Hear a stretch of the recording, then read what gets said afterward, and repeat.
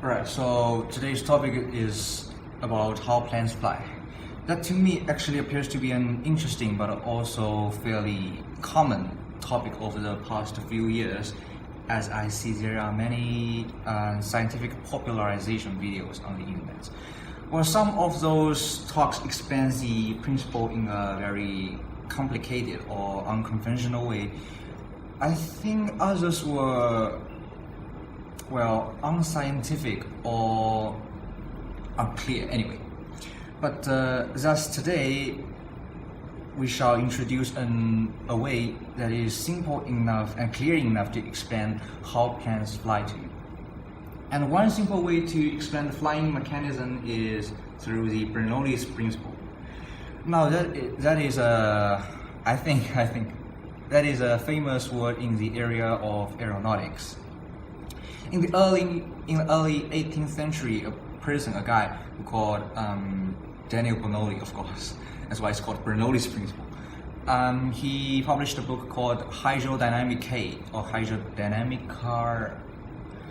I apologize, I cannot actually pronounce that because that is not actually English. But anyway, in that book he states such that an increase in the speed of fluid would occur simultaneously with a decrease in pressure, or in other words, a decrease in the potential energy of the air particles.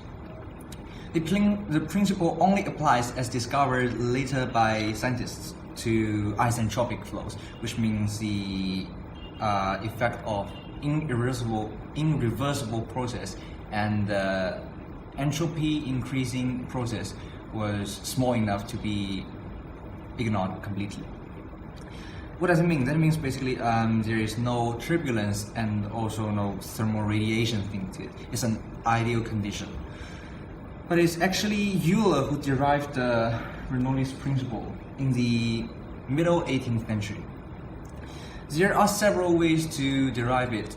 I personally prefer the Newton's second law of motion method because it's simple, and Newton's second law is more familiar to people than other methods. But anyway, we are going to use calculus to derive it. And I shall introduce the model we are going to use to explain this principle. Imagine this is a tube, a flowing tube I call it, that our ideal incompressible and subsonic airflow would flow through this tube. And we say the cross-sectional area of it is A. The displacement of the airflow in the tube would be dx. And we say the air density would be rho. And according to the famous m equals to rho v equation, then we get, in this case, the mass of the air inside the tube would be m equals to, that's badly written, m equals to rho a dx. That's our first equation, and we are going to use that later as we see it. And the next one, we are going to write an identity that acceleration equals to acceleration, itself equals to itself. And we wrote this in the differentiated equation form, such that changing velocity over changing time equals to changing velocity over changing time. This doesn't help much, but if we look at the right hand side of the equation, it's equivalent to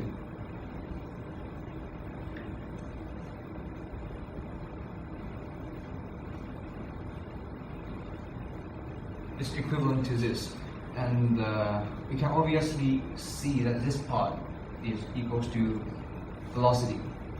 And if we pop the velocity into the top part of this equation, because one of the most useful equations in the basic mechanics, that is,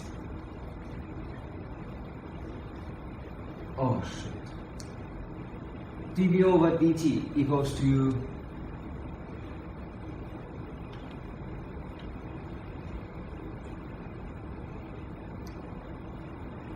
v dv over dx. I apologize for my bad handwriting, but we still have one step to go to this in this equation. That it equals to differentiation of v squared over 2 with respect to x. Now, if you think this is a jump, this is a big jump, you can think it in a reversed way, such that if you want to differentiate this equation with respect to x, you can get this equation. So if you change the sequence, if you reverse the sequence, you would, in this way, you will get this equation. Anyway, that's our equation 2. And then we will talk about the pressure of the air. That is, pressure equals to force over area, or change in pressure equals to changing force over over area. Area is fixed because in this case, as you can see, the intersectional area doesn't change, and such that well, of course, dF equals to dPA. Alright, that's our third equation. Now we can finally come back to the Newton's second law of motion. That is our famous F equals to ma. Pop this thing to the left hand side and we get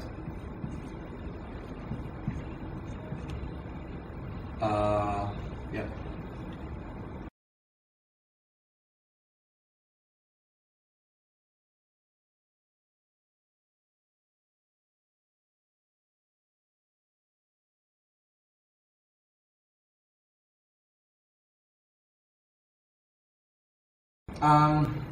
We substitute this equation 1, to the right hand side. Sorry.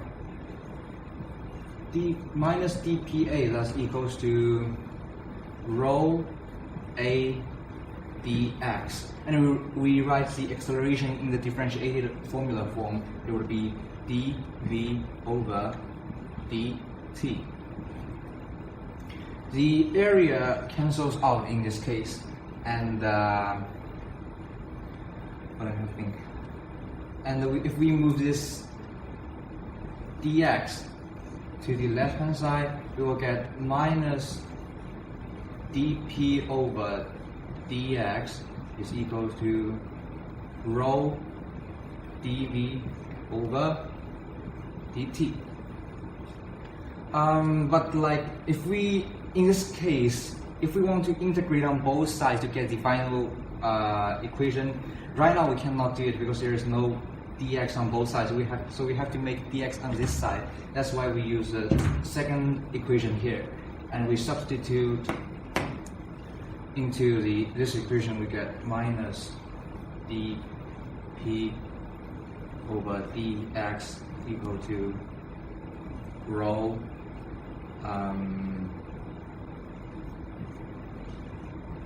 d over dx v squared over 2. Now, almost there. And if we integrate on both sides, we then get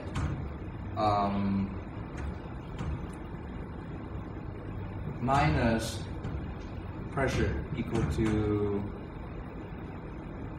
rho v squared.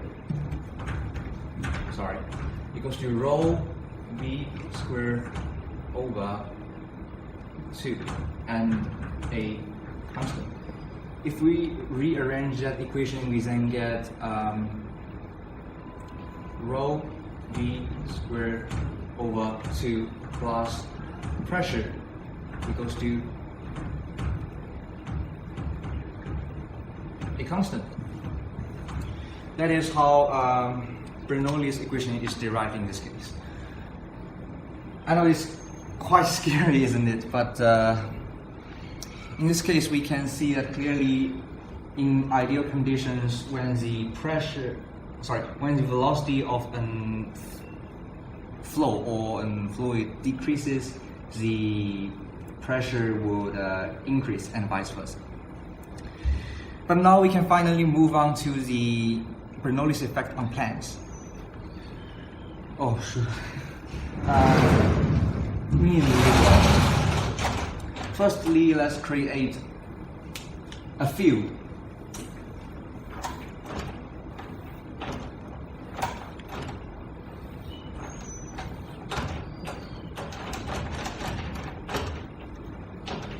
I hate the noise.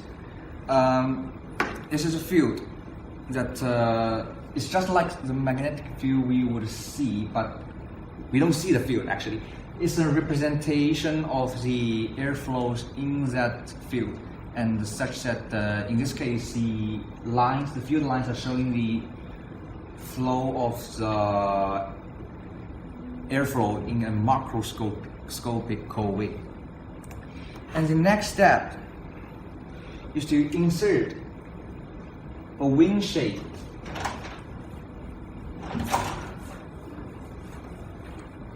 Put a wing shape into it, and thus the flow around that wing shape would change because it's affected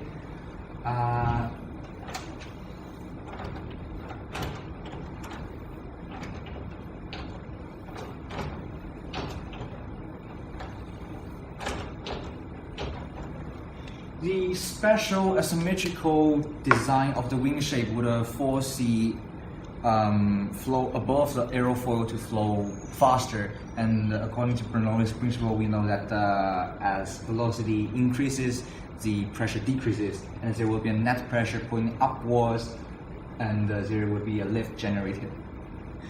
The problem here occurs, it is not. We all know that the flow above the aerofoil is faster, but the question is why it is faster.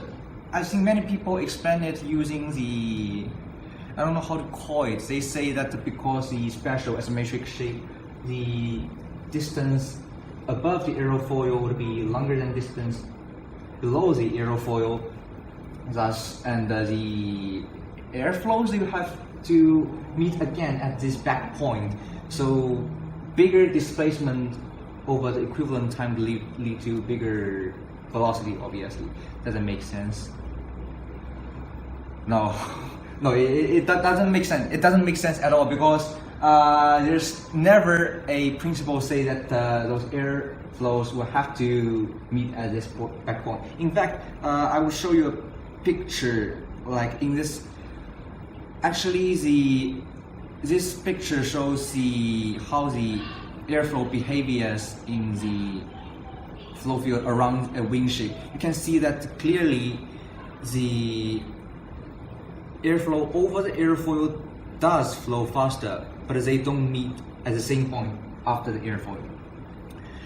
So, to answer this question in a simple way, we need to introduce another equation, continuity equation. That is density, cross-sectional area, velocity equals to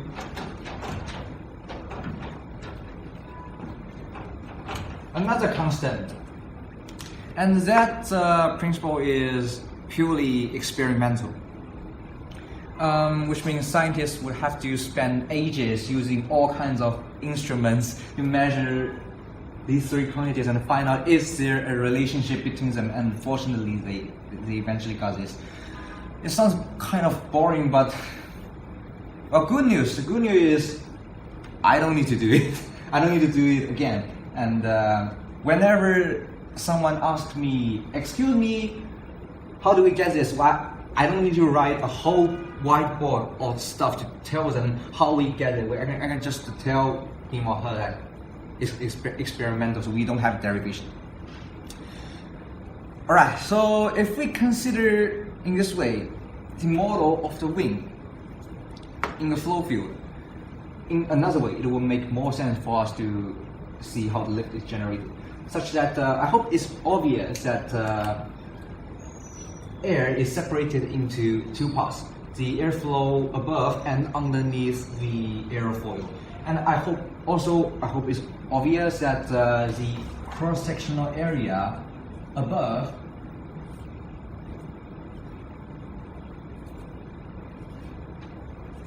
would be smaller. That's a terrible drawing. Alright.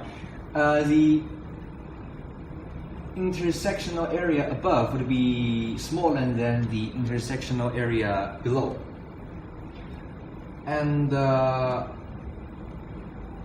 because we only consider how the flow's behavior in this particular flowing field, so we can say this is a flowing tube.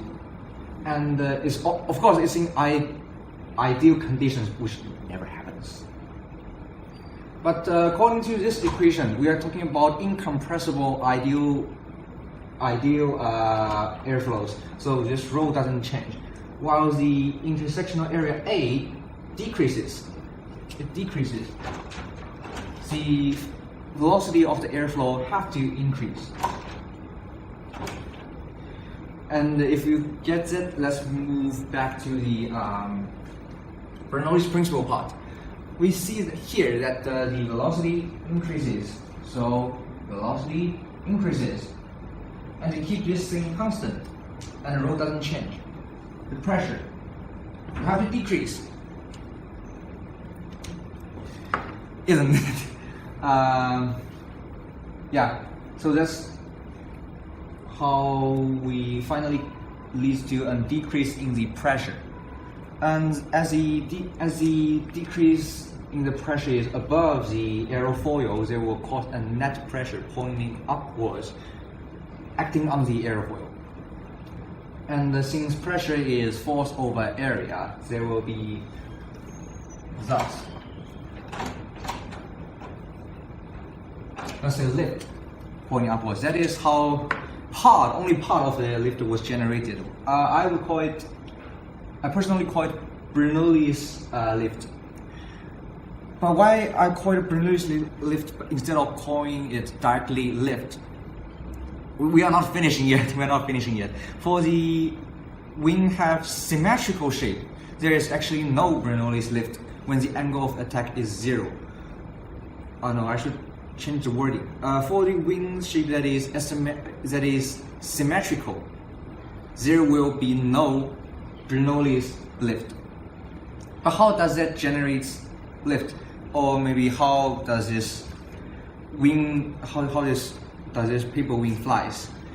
Because it doesn't have a symmetrical wing shape. That is when the angle of attack, alright, the angle of attack is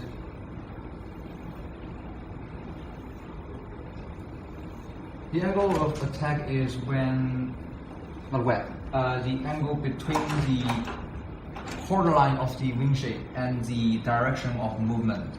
We call it an angle of attack. When the angle of attack increases, there is more particles of air.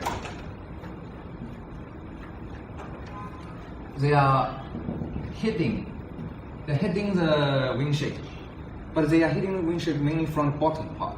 And according to Newton's third law of motion, any action has a counteraction, so there will be a normal force generated when the collision happens, and it forms that way. And yeah, Newton's third law. And again, I hope it's obvious that it can be broken down into two components. The horizontal component here, we call it the drag. It will only resist the flight, and the vertical component here is another form of lift, because it's pointing upwards and is a force which aids the flight. And I personally call it Newton's lift. And it's interestingly that Bernoulli's effect doesn't contribute much in our real life for flying planes. The fact is that the pressure difference generated above and underneath the aerofoil was so small that they would almost never generate enough lift. That is why when you've ever seen a plane is taking off, or you may take a plane, anyway, like you have to go, it never lifts up, it never goes up in this way. It have to, I don't know how to call it, pitch or rise its nose up, like do this. And when it reaches certain speed, it rises its head up a little bit, and that increases the angle of attack, increases this theta angle. And thus the Newton's lift is increased, and this lift, Newton's lift is increased, and when it gains enough lift, the plane will fly. Well, so again, basically we use so many equations to derive the Bernoulli's effect, Bernoulli's principle, and we got a relationship written here, and we use the continuity equation here to figure out why the velocity of air above the aerofoil increases, and thus it generates a pressure difference and a net pressure point upwards. That is how Bernoulli's effect contributes to lifting. And when air particles are hitting the plane with an angle of attack, the normal force caused by collision generates another lift point upwards, that is the Newton's lift. And Bernoulli's lift and Newton's lift, those are I made up those names. I don't know what the scientific name should be, I'm sorry. But these two lifts, they contribute together to the total lift that finally lifts the plane. Alright, so, well, that is basically how planes fly. I won't say it's perfect anyway. And I'm sure there's definitely something I spoken was not accurate enough, I don't know. But I think it's generally high school students can understand. Yeah. And if you wish to know more, you can go online and search the Navier-Stokes equation. That is an equation that models that models every type of flow a fluid can behave in our universe. Sadly, it's unsolvable. Like you can never get an exact solution. All solutions you see are generated by computers. Those are only approximations. And I've also seen someone using the quantity circulation to explain lift. I saw that article, I read it through. Impressive, but I'm sorry, I only understand maybe 60%, 70% of that article, so I won't mention circulation in this case. Again, that's all for it. Thank you for watching.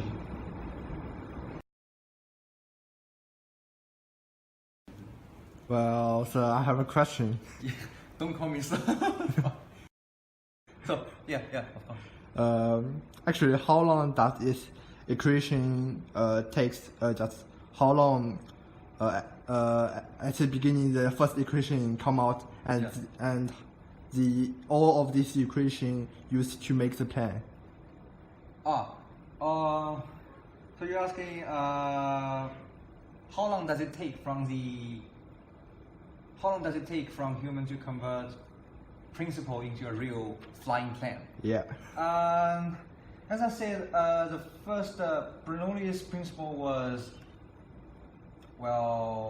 mentioned at about early 18th century. That is 1700s.